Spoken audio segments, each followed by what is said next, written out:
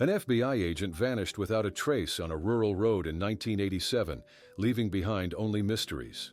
But years later, a farmer cleaning out an old barn makes a discovery that changes everything. Subscribe to the channel, leave your like and comment from what part of the world you're watching, because now I'm going to tell you how all of this happened. This is not a story about a man who forgot his promises. It is about how keeping them led him onto a lonely road before sunrise on March 14, 1987. Michael Harrison, 42 years old, woke while the city of Nashville still lay in darkness.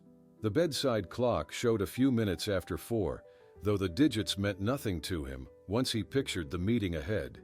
He rose quietly, kissed his sleeping wife on the forehead, and crossed the hallway to check on two small forms curled beneath cartoon blankets. Satisfied, he buttoned a neatly pressed charcoal suit, slipped a well-worn badge into the inner pocket, and paused long enough to slide a yellow index card onto his home desk. The card carried 3 handwritten words, bigger than usual so Lisa would notice: "Back for dinner." At the field office, fluorescent lights hummed while most desks sat empty. Michael's partner lifted an eyebrow when told of the secret informant, yet decades of bureau protocol held. An agent may protect a fearful source by traveling alone. Michael offered only that the man could confirm an illegal pipeline moving rifles through rural Tennessee. The agent's brown sedan, a dark blue government issue, waited in the parking lot, engine already checked the evening before. At 5:20 in the morning, Michael eased onto the highway heading south, tires whispering over fresh asphalt as Nashville's few street lamps slipped behind him. The sky began its slow change from ink to pale rose. Michael kept the driver's window cracked an inch, letting cold air sharpen his thoughts. On the passenger seat lay a folded county map, 2 sharpened pencils, and a palm-sized tape recorder ready for field notes. A milepost outside the window flashed by, 40. He reviewed silent questions he intended to ask the informant: shipping routes, storage sites, names of deputies rumored to guard night convoys. Each question carried an implicit promise of protection, and Michael measured his words carefully in advance, the way he always did when lives, careers, and trust intersected. After 40 minutes, he steered off the interstate onto State Route 10, a corridor hemmed by barbed wire fences and dormant winter fields. Frost clung to split rail posts, catching dawn like glass. The car's clock read 6:11 when he passed a whitewashed church no bigger than a tool shed. Michael noted the landmark, pictured it on the return trip, then accelerated toward rising hills. His right hand rubbed his chin with the back of his knuckles, a habitual motion whenever calculations spun quicker than traffic lines. At 6:28, a green sign marked County Maintenance's last reach. Beyond, the pavement narrowed to 2 worn lanes. Michael checked the mirror. No headlights behind, no farm truck ahead. He glanced once at the map, tracing a finger to a small black square labeled Mill Creek Road, and folded the page along a fresh crease. Another milepost appeared, 42. The agent's taillights blinked over a shallow dip, then vanished beyond a curtain of cedar trees. By mid-morning, radio hails from the field office met silence. By late afternoon, Lisa stood on her porch, a single light glowing against early spring dusk, repeating to herself that promises still mattered. Helicopter rotors beat the chilly air before dawn on Saturday, March 15, 1987. By the time a pale stripe of light crossed the tree line south of Nashville, the Federal Bureau of Investigation had logged Michael Harrison as overdue and initiated a Level 1 search. Agents traced his planned route onto acetate overlays. Local deputies blocked feeder roads that cut toward the low Cumberland foothills. The first sweep began at 6 o'clock, starting from the last confirmed marker, milepost 42 on Mill Creek Road, and fanning outward in widening arcs. Ground teams moved methodically. 2 men paced each shoulder, looking for shattered glass, tire grooves, or a lost hubcap. Nothing surfaced. A bloodhound unit from Maury County was deployed at 8:30, yet the animals found no personal scent beyond the hardtop. Mid-morning sun turned frost to steam, while volunteers poked briar thickets with wooden poles, listening for any faint reply. Radios stayed quiet. Inside the Nashville field office, supervisors secured Harrison's cubicle. His yellow index cards sat stacked in color sequences only he understood. The upper drawer held 3 pocket puzzles and 1 half-finished crossword. Technicians copied case files related to stolen firearms, then sealed the workspace in brown evidence tape. Policy dictated preservation over curiosity. Still, every agent in the bullpen understood the unspoken worry that one of their own might now be part of his own investigation. By noon, national news wires carried a short bulletin: federal agent missing in rural Tennessee.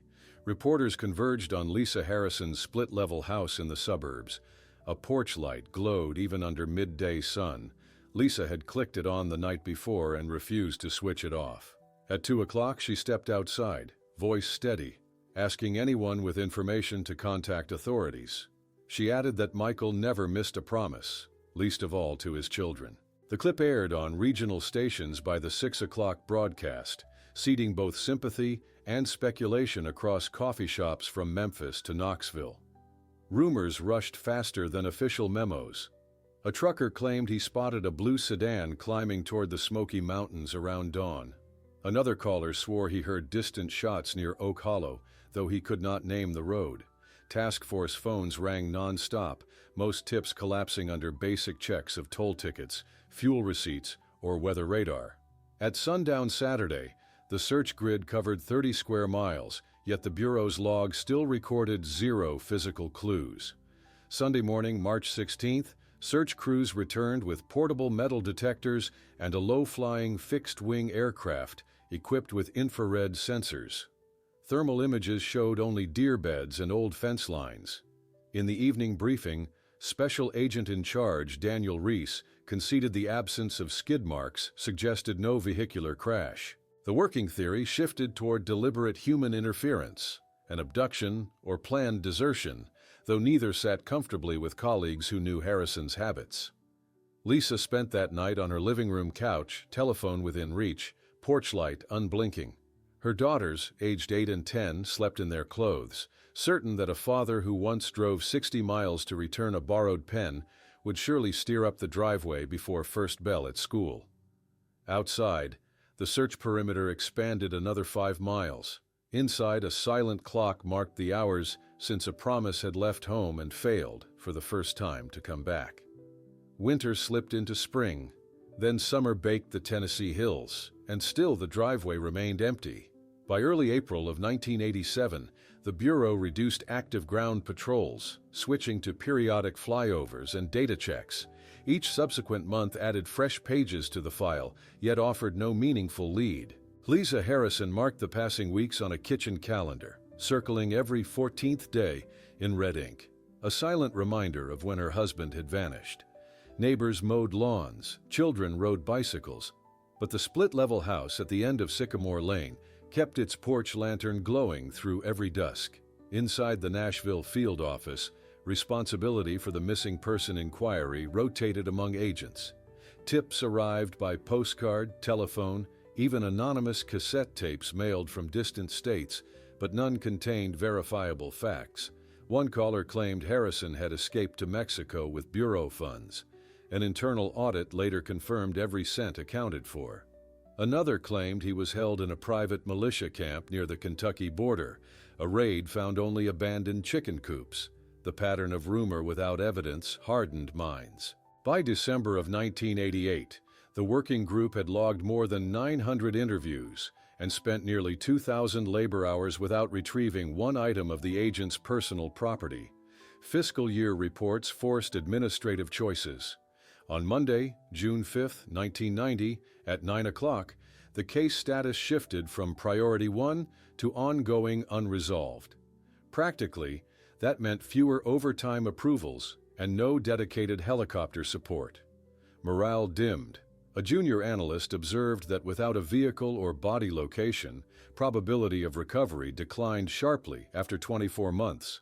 The comment, factual yet cold, circulated in hallway whispers and eventually reached Lisa. She responded by adding fresh bulbs to the porch fixture, ensuring no mechanical failure could dim the vigil.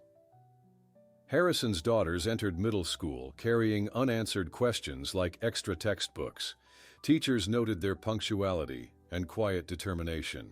Both girls declined offers for counseling, reflecting their mother's stance that closure required proof, not assumption. Each Christmas, Lisa wrapped an empty box in gold paper, labeling it, "For Dad, Homecoming Day," then stored it on a closet shelf.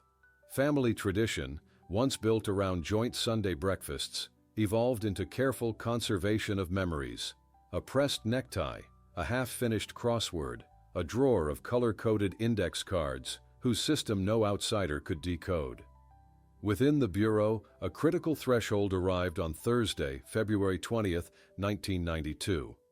A memorandum from headquarters officially categorized the Harrison matter as a cold case, moving files into archival storage and reassigning personnel.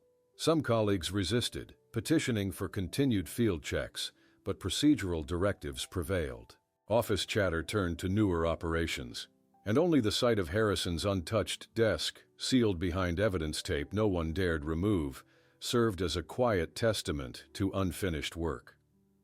Outside institutional walls, seasonal cycles continued. In autumn of 1994, one daughter made the high school honor roll, dedicating her certificate to Dad, still on assignment. Local newspapers covered the story briefly, reigniting public interest before fading again. Through it all, Lisa maintained a routine: lantern on at dusk, coffee brewed at dawn, and mailbox checked at noon for the letter or call that might finally break the silence. The years advanced, but the household clock at Sycamore Lane never fully reset. The vigil persisted into a second decade, yet beyond Sycamore Lane the world turned its attention elsewhere. In the spring of 2003, nearly 16 years after Michael Harrison drove down Mill Creek Road, a different set of wheels rolled across the same county. Jim Crawford, a 56-year-old veteran turned soybean grower, signed closing papers on a neglected parcel just east of Oak Hollow. The land, advertised at auction as surplus pasture, measured 40 acres but owed its discount to one collapsing structure, a timber barn whose roof sagged like an old war tent. Crawford's purchase was practical. He needed ground for late-season planting and saw scrap value in the barn's aged oak beams. Within days of acquiring the deed, he hitched a flatbed trailer, loaded pry bars and a battery lantern, and drove out at dawn on Saturday, July 12th. Temperatures already nudged 80 degrees when he parked beside waist-high Johnson grass and limped toward the building, favoring the leg scarred by shrapnel decades earlier. Inside, stale air mingled with bird droppings and dry hay. Sunlight leaked through board gaps, striping the floor like prison bars. Crawford's first objective was simple: gauge how many beams could be salvaged before sending the rest to burn piles. Swinging the lantern in slow arcs, he cataloged broken ladders, rusted plow parts, and crates collapsed under their own dust. Toward the rear wall, however, the light struck canvas, green, torn, and unnaturally smooth beneath years of debris. Curiosity overrode schedule. He kicked aside straw bales, each step stirring motes that drifted through the lantern beam. The canvas, large enough to blanket a pickup, hid a shape taller than his shoulder. Crawford tugged a corner, revealing a metal bumper coated in grime. A second pull exposed a front grille, and with one gloved thumb, he rubbed away caked dirt until 3 pale letters emerged: F, B, and I. The farmer held the light steady, absorbing what those letters implied. No tractor bore that insignia, and no rural repair job explained why a federal vehicle rested under hay in a forgotten shed. Years of volunteer work with the local fire brigade had schooled him in chain-of-command etiquette. Rather than disturb the scene further, he stepped outside, retrieved a cell phone from his cab, and placed a call to the county sheriff. The time was 8:49 in the morning. Deputies arrived within 30 minutes, sirens muted by policy whenever potential evidence sites were involved.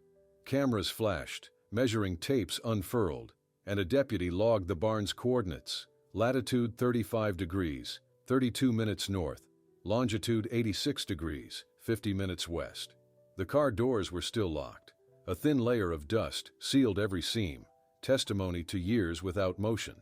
By mid-afternoon, a flatbed tow truck eased the vehicle onto steel skids bound for the state crime lab. Crawford stood aside, cap in hand, watching professionals chain, lift, and secure the mysterious sedan. His day's plan for beam salvage was abandoned, replaced by the uneasy realization that his bargain acreage held a story long hidden from daylight. The dark blue sedan reached the state forensic garage in Nashville just after 6 o'clock on Saturday evening, July 12, 2003. Technicians, working under sealed chain protocol, photographed every exterior angle before easing the car onto a hydraulic lift. Dust lay so thick that the vehicle appeared gray rather than blue. Each brushstroke of a soft broom revealed the original shine beneath. Gloved hands cracked the driver's door at 8 minutes past 7. The interior smelled of old vinyl and hay. On the floorboard rested a leather wallet containing an identification card for Special Agent Michael Harrison. Expiration date March 1988. Beside the wallet lay a pocket tape recorder, its buttons frozen by grime, and 3 manila folders marked in red ink. Top secret. The front seat cushion displayed wide rust-colored patches, dried and stiff, while 2 precise holes pierced the metal door panel just below window height. By 9 in the evening, small fabric samples were boxed for chemical testing. Preliminary luminol swabs illuminated under UV lamps, indicating organic residue consistent with massive injury. The laboratory's ballistic unit then centered on the door perforations. A stainless probe measured each channel, confirming a caliber of .38 and an entry path suggesting a shooter stood less than 3 feet away, aiming from outside toward the seated driver. Monday morning, July 14th, specialists opened the sealed folders inside a clean room. Page after page listed serial numbers of hunting rifles reported stolen across county lines during 1986 and 1987. Marginal notes in crisp block lettering identified 2 uniformed deputies, Carl Jenkins and Frank Mills, as nighttime escorts for the shipments. Toward the back, a separate sheet chronicled payments routed through a campaign fund tied to State Senator Robert Bobby Ware. Last, a brief paragraph outlined a planned handoff. March 14, 1987, 6:30 in the morning, abandoned barn on Mill Creek Road. The address matched the coordinates where Jim Crawford had made his discovery. Forensic chemists delivered DNA confirmation on Wednesday, July 16th, linking the dried residue on the seat to Michael Harrison's personal effects archived since 1987. The match closed one question: who had occupied the driver's position, while widening every other.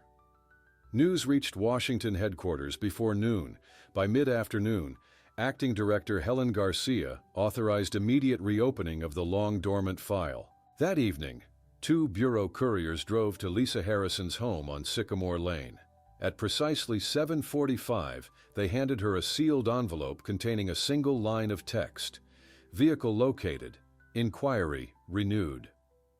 Porch light still shining, Lisa sat at the kitchen table, fingers pressed to the message, eyes fixed on nothing visible to anyone else. Inside the Nashville field office, cardboard boxes labeled Harrison Case re-emerged from basement storage. Analysts compared the newly revealed weapon list with decades-old gun shop burglaries, marking similarities in highlighter yellow. Phone records from March 1987 were stacked beside banking ledgers linked to Senator Ware. A whiteboard once blank, now filled with arrows, dates, and faces. The evidence, dormant for 16 years, had found air again. In rooms humming with fluorescent light, agents began tracing the trail of every signature, every phone booth call, and every night journey made along Mill Creek Road. Fluorescent lights gleamed through the night as the reopened task force assembled on Thursday, July 17, 2003. By dawn, a dozen agents sat before fresh binders stamped Harrison Inquiry Phase 2. The first directive was straightforward: identify every living name inside the rediscovered folders and reconstruct their movements from the 1980s to the present. Field interviews began the same afternoon. Retired warehouse guards from Rutherford County answered knocks on screen doors. surprised to see federal badges after so many quiet years. One guard recalled late-night trucks in 1987, escorted by 2 deputies who never signed the visitor log. He offered one detail: both men wore county patches but drove an unmarked pickup with a cracked taillight. That small image guided researchers to archived motor pool receipts, leading to 2 names already familiar from Harrison's notes: Carl Jenkins and Frank Mills. On Monday, August 4th, agents visited Jenkins at his auto repair shop outside Pulaski.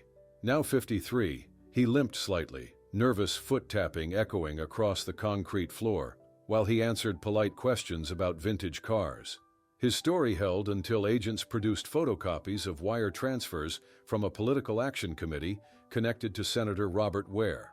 The transfers, dated April and June of 1987, showed large sums labeled consulting.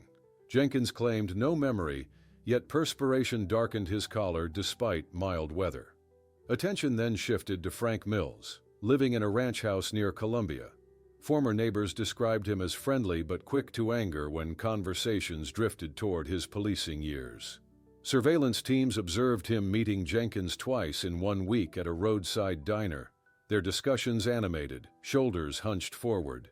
Both men departed separately, yet traffic cameras logged overlapping highway routes toward Nashville. Parallel to fieldwork, financial analysts mapped Senator Ware's campaign expenditures from the mid-'80s. Several disbursements matched nights when stolen rifle convoys were later reported across state lines. 2 phone calls placed from Ware's office to a payphone near Mill Creek Road during the early hours of March 14, 1987, drew particular interest. The distance between the barn and that payphone measured less than 1 mile. On Tuesday, September 2nd, a retired auto mechanic surfaced after reading a regional newspaper article on the case. He visited the Nashville field office voluntary, explaining he had towed a blue sedan with a punctured driver's side door late one night in March 1987. The pickup order came from a county dispatcher, but records of that request were missing. His recollection of 2 men in deputy uniforms matched prior descriptions of Jenkins and Mills. With corroboration mounting, prosecutors petitioned a federal judge for sealed warrants. Approval arrived on Friday, January 9, 2004. At 6:30 in the morning, synchronized teams moved out. Jenkins was taken into custody at his garage while unlocking the front gate. Mills was secured 30 minutes later outside a grocery store. Neither arrest met resistance, yet both men asked for legal counsel before transportation to Nashville headquarters. That afternoon, agents approached Senator Ware's gated property near Nashville's Belle Meade district. Now 61, still groomed for public image, he answered the door wearing a tailored suit. Presented with a warrant listing conspiracy and obstruction, Ware maintained composure until agents cited the barn address along Mill Creek Road. Observers noted his sudden pause and the quiet click of a throat swallow. He was escorted to an unmarked sedan at 4:17 in the evening, beginning the official custody chain. By nightfall, the Bureau's whiteboard showed 3 photographs connected by bold arrows, Ware at center, flanked by Jenkins and Mills. Under each image, agents added the same handwritten word: detained. Mid-January of 2004 brought frigid rain to Nashville, yet inside the Bureau Annex, the atmosphere ran hotter than any summer. Interrogation sequences began 48 hours after the synchronized arrests. Standard protocol separated the 3 detainees. Each occupied a different floor, denying opportunity for aligned stories. Federal prosecutors offered the identical bargain to former deputies Carl Jenkins and Frank Mills: truthful disclosure in exchange for reduced penalties. Initial sessions yielded routine denials. Investigators countered with timelines reconstructed from fuel receipts, toll records, and the late-night tow ticket supplied by the retired mechanic. Pressure rose when forensic accountants traced campaign money from Senator Robert Ware directly into a joint account once shared by Jenkins and Mills. On Tuesday, January 13th, after 9 hours under fluorescent lighting, Jenkins requested a break, walked a slow circuit of the consultation room, and returned with shoulders slumped. His statement began at 3:16 in the afternoon and continued in incremental detail for nearly 4 hours. According to Jenkins, the informant Harrison expected in 1987 never existed. Senator Ware, fearful that a federal probe might derail future office ambitions, designed the ruse to isolate the agent. Jenkins and Mills were ordered to create an early morning traffic stop inside the barn, then stage a quick elimination before the Bureau could learn of the meeting. Jenkins described positioning their unmarked pickup behind hay bales, lights off, at 6:20 on that March morning. As Harrison's sedan rolled under the rafters, Jenkins approached the driver's side, while Mills remained near the tailgate acting as lookout. 2 calculated strikes through the door ensured Harrison could not reach his service weapon. Ware arrived moments later, driving a cream-colored Lincoln, visibly agitated by the auditory evidence of violence within his campaign district. Panic, Jenkins recounted, replaced strategy. To avoid county forensics, Mills and he wrapped the agent in a tarpaulin stored beside farm tools, then hoisted him into the Lincoln trunk. With dawn only minutes away, Ware selected a secondary concealment site, a limestone cave along Crooked Elm Ridge, roughly 4 miles northwest of the barn. The deputies followed in their pickup, assisting in lifting the bundled form across slick rocks. They covered the parcel with loose stones, swept shoe prints using pine branches, and emerged just as morning birds began call notes in nearby trees. Ware directed them to return and sanitize the barn, wipe door handles, lock the sedan, drag hay across tire marks, then nail the main doors shut. Payments labeled consulting completed the cover-up during subsequent weeks. Mills, confronted with transcripts of Jenkins's account, confirmed the narrative within 12 hours, adding a minor correction about the cave entrance, disguised by vine growth and marked by a rusted license plate nailed to an oak. He also handed over a rough hand-drawn map illustrating the route from Mill Creek Road to Crooked Elm Ridge, noting a fence break where the convoy had veered off trail.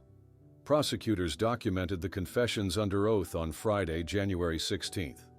Weather forecasts predicted clearing skies over southern Tennessee for the weekend. Federal search teams gathered climbing gear, ground-penetrating radar, and portable lighting, preparing to follow the deputies' directions toward a ridge that had kept its secret sealed since the early spring morning when an agent disappeared without a trace. Saturday, January 17, 2004, dawned clear and windless, ideal for a ridge search that would test both endurance and memory. A caravan of Bureau vehicles left Nashville at 6 o'clock, reaching Crooked Elm Ridge shortly after 8. Agents unloaded metal detectors, GPS units, and portable halogen lamps, then compared Jenkins's hand-drawn map against topographic charts. The key landmark, a warped license plate nailed to an oak, appeared exactly where Mills had described, its faded characters rattling in the breeze. The cave mouth, half hidden by tangled kudzu, measured less than 3 feet high. Evidence photographers documented every angle before a 3-person entry team crawled inside, carrying air quality monitors. 10 feet along, the passage widened into a dome chamber, no larger than a 1-car garage. Ground-penetrating radar swept the uneven floor and returned a dense reflection beneath a pile of limestone fragments stacked knee-high. Shovels replaced scanners. Within minutes, canvas fiber poked through loosened rock, still olive green like surplus military stock. Work halted while crime scene technicians unfolded the tarp under floodlights. Inside lay weathered remains complete with wristwatch, badge, and service sidearm, the latter never discharged. The watch had stopped at 6:47 in the morning, a time consistent with vehicle forensics from Mill Creek Road. Each item was photographed, bagged, and labeled before evidence teams carried the assemblage to a waiting transport van. Chain of custody logs marked the pickup at 12:43 in the afternoon. Back in Nashville, forensic anthropologists initiated identification protocols. Dental charts matched records for Special Agent Michael Harrison by early evening on Monday, January 19th. DNA confirmation followed 48 hours later, validating what the pocket badge already implied. The announcement reached Lisa Harrison through official channels at 9 o'clock that night. She listened, thanked the caller, and quietly turned off the porch light that had shone without pause for nearly 17 years. Attention then returned to the small tape recorder recovered months earlier from the barn. Specialists cleaned its corroded heads with isopropyl solution and spooled the fragile cassette onto a digitizing deck. The first audible segment caught cabin ambiance, engine idle, paper rustle, a brief clearing of the agent's throat. At the 40-second mark, the recorder captured a sharp metallic ring followed by 2 concussive bursts. A pained gasp overlapped with the hiss of the car door hinge. 6 seconds later, a voice, harsh and unfamiliar, stated that a certain senator would dislike stains on the seat. The tape ended with a dull impact and fast-fading footsteps. Audio engineers improved clarity and plotted waveform peaks to establish a timeline. Ballistic analysts compared the interval between the bursts to the door panel trajectories already measured in the lab. Both sets of data aligned. Prosecutors now possessed physical remains, corroborating confessions, and an acoustic record placing at least one additional participant, identified by the deputies as Senator Robert Ware, on scene during the assault. On Thursday, February 5th, a federal grand jury convened inside the Middle District Courthouse. After 9 hours of testimony and evidence review, the panel returned sealed indictments charging Robert Ware with conspiracy, obstruction, and the unlawful taking of a federal officer. Marshals transferred him from county holding to a high-security facility pending trial. News outlets aired the development nationwide, while inside the Bureau Annex agents filed away the final field photographs, knowing their next responsibility would unfold under courtroom lighting rather than in the shadows of a limestone ridge. Legal proceedings progressed slowly, as is common when decades-old evidence meets modern statutes. After the sealed indictments of early February 2004, defense motions began stacking in rapid succession. Senator Robert Ware's attorneys claimed deteriorated memories, challenged chain of custody for the barn exhibits, and argued that taped words about a senator were mere coincidence. Federal Judge Marion Tolley, presiding in the Middle District, scheduled preliminary hearings for late summer, granting the government time to consolidate forensic experts and eyewitness lists. On Tuesday, August 17, 2004, a packed courtroom heard former deputies Carl Jenkins and Frank Mills enter formal guilty pleas to reduced counts of accessory and conspiracy. Each man, standing in separate booths, repeated a scripted admission that they had knowingly participated in the unlawful removal of a federal agent. Sentencing was deferred, contingent on cooperation. Their allocutions, however brief, locked their prior statements into the official record, nullifying any future retraction. Pre-trial discovery stretched through the next year. Analysts rechecked every segment of the audio cassette, isolating ambient clues, a chirping wren common to early spring, a faint echo hinting at barn dimensions, to counter defense claims of fabrication. Ballistic scientists produced three-dimensional renderings of the sedan door, overlaying entry angles with the tape's millisecond spacing between shots. The composite demonstrated that a right-handed shooter standing beside the driver's window would fire twice in just under 1 second, matching Jenkins's description to the frame. By autumn of 2005, the defense pivoted, contending that Ware arrived only after the violence and participated in concealment rather than planning. Prosecutors answered with tower dump cell data recovered from archival magnetic tapes. 2 outbound calls from Ware's personal line pinged the same rural antenna near Mill Creek Road minutes before and minutes after the tape's timestamp. Although mobile tracking in the late 80s lacked precision, the twin signals helped establish proximity. Jury selection commenced on Monday, May 8, 2006. 12 citizens and 4 alternates swore impartiality after day-long questioning about politics, law enforcement trust, and media influence. Opening statements followed next morning. The government recited a timeline beginning with Michael Harrison's Dawn Drive and ending in the limestone chamber on Crooked Elm Ridge. The defense emphasized the lapse of 19 years, and framed their client as a victim of rogue deputies. Key testimony arrived on the trial's fifth day when audio engineers played the cleaned cassette.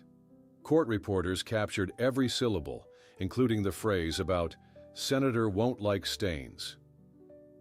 Jurors leaned forward, some closing eyes to visualize the confined space and sudden violence implied by those words. Later, Jenkins and Mills entered under heavy guard, recounting the planned ambush in measured voices. Cross-examination probed inconsistencies, number of footsteps, color of hay bales, but both witnesses circled back to the same assertion. Ware ordered the operation, arrived on site, and financed silence. Lisa Harrison attended each session with her adult daughters. They sat in the front pew, hands interlaced, as forensic specialists held up the wristwatch, stopped at 6:47, and the index card still bearing Michael's crisp handwriting. The quiet display carried weight no rhetoric could match. Deliberations began on Wednesday, May 24th, and concluded the following afternoon. At 3:42, the jury foreperson announced guilty findings on all counts: conspiracy, obstruction, and the unlawful taking of a federal agent. Judge Tolley imposed life imprisonment without parole, citing abuse of public trust and calculated evasion lasting nearly 2 decades. Jenkins and Mills later received 20-year sentences under their plea agreements. Outside the courthouse, gray clouds gathered yet held back rain. Reporters filed final segments while Lisa stepped to a nearby bench, exhaled, and closed her eyes. For the first time since 1987, she no longer waited for a call to break silence. The legal system, slow but steady, had spoken in her husband's stead.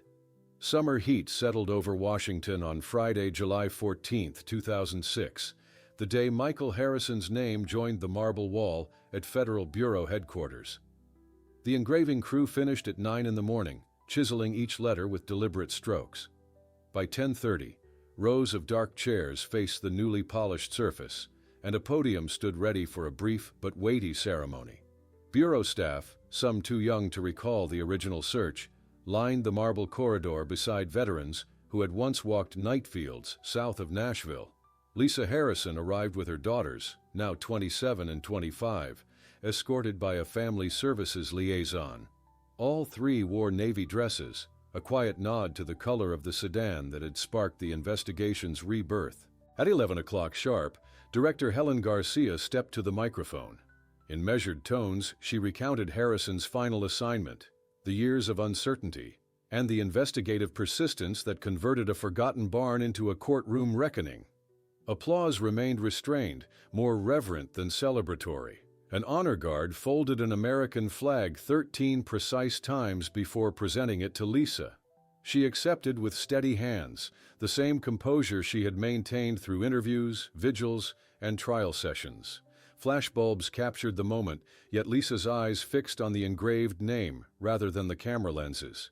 The ceremony closed with a lone bugler sounding taps, notes echoing against stone, until fading into the hush of the hallway.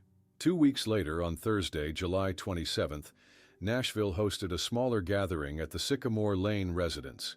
Neighbors who had delivered casseroles in 1987 now brought lawn chairs and lemonade. A newly installed bronze plaque near the porch steps read, "In honor of Special Agent Michael Harrison, whose promise endured beyond time." At dusk, Lisa replaced the porch bulb that had burned almost continuously for 17 years, with an energy-saving model then, for the first time, left the switch off. She stated that light was no longer needed to guide anyone home. Harrison's personal belongings, preserved in bureau evidence lockers, returned to the family in cataloged boxes on Monday, August 7th. Inside lay the pocket puzzles still bearing half-solved grids, the index cards arranged by color, and the tape recorder retired from its grim duty. Lisa placed the items in a cedar chest, save for one metal brain teaser that she handed to her grandson, age 6, explaining that it had kept his grandfather's mind sharp during long stakeouts. Institutionally, the case altered training manuals. A September memorandum instructed field offices to review cold files annually for overlooked physical evidence, citing the Harrison investigation as proof that dormant clues may surface when settings change. Barns sold, land cleared, attics emptied. The directive highlighted the role of civilian discovery, reminding agents that justice sometimes re-enters view through ordinary transactions rather than targeted sweeps. Senator Robert Ware began his life sentence at the federal penitentiary in Allenwood, Pennsylvania, on October 3, 2006. Bureau transport logs noted no incidents during transfer, only a brief medical check for high blood pressure. Carl Jenkins and Frank Mills started their respective 20-year terms in separate medium-security facilities. Both signed agreements to testify in future weapons trafficking prosecutions if called. By the close of that year, the national press summarized the saga in retrospective features, emphasizing perseverance, forensic advancement, and community vigilance. Yet for those closest to events, the takeaway rested in quieter truths: a farmer's curiosity, a family's resolve, and an agent's unbroken commitment to a promise penned on a yellow index card. The porch light was off, but the story's illumination remained, casting its own steady glow across every corridor, file room, and country road where unanswered questions still wait.